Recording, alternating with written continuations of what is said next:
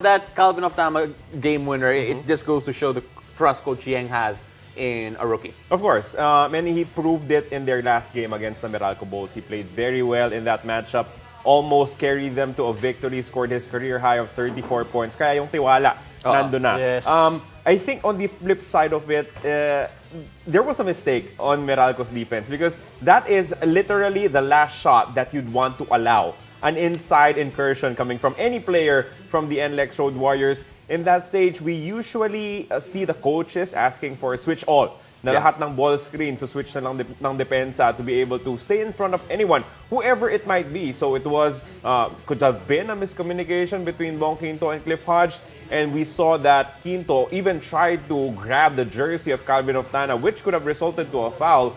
You know that he was nowhere near in position to try and defend Oftana's eventual game winner. Kiefer Ravenna sent out a tweet saying that I would, quote, inbound the ball and give it to Calvin again. The finish was awesome, but the pass was just as important as the made basket. Props to Jericho Cruz. And grabe yun, you know.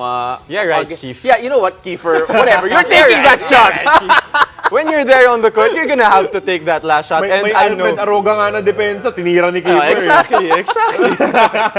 Well, look, Kiefer Ravenna, obviously, in his absence, Oftana had to step up. Yeah. And do you feel that out of all the guys that could have raised their game to another level, that Calvin Oftana was the guy to really fill in that gap? That's the thing about NLEX because you never know who is going to step up for them. That's the beauty of NLEX basketball. And that is also why Meralco finds it tough to defend NLEX. If you match them up 7 times, all of those 7 games will be close. Kasi pareho sila ng ginagawa eh. You don't have like a 20-point scorer for Meralco or NLEX. So it's more difficult. It's a lot of in-game adjustments. It's a lot of reads. And it just so happened that Oftana was given the opportunity because it could have been literally anyone else for the NLEX Road Warriors given that particular play. You know what? Calvin Oftana, he is one of the more exciting young players in the league right now. Jegs, his ceiling, in your opinion?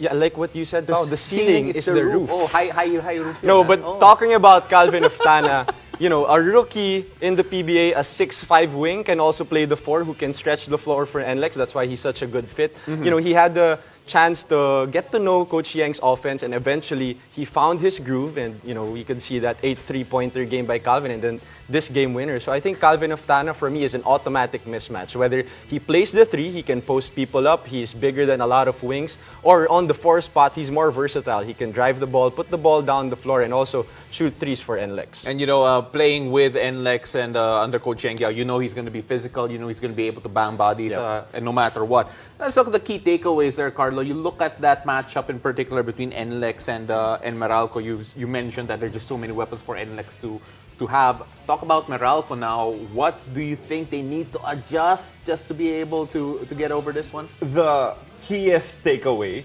for Meralco The key is not to call a timeout late in the game when you only have one and you're already expecting the NLEX Road Warriors to give up a foul. They were scrambling at that stage. You know that Meralco was just expecting a foul to be called. But Bong Quinto, unfortunately, called a foul, and it was their last. So whatever happened in that game, if Macbelo made or missed both free throws, it would remain to be a one-possession ball game, which meant that whatever happened, NLEX could tie the ball game on the other side. So if you're Meralco, you would want to give yourself an opportunity to do something about it, whatever happens on NLEX's side. So I think it was a brutal mistake, and it was compounded by the 2 free throws missed by Macbelo for sure. But it's endgame poise, and as I said, NLEX and Meralco are evenly matched. So it's all about getting into the last couple of possessions with a good advantage. And unfortunately for Meralco, they made the mistakes, and NLEX made the basket.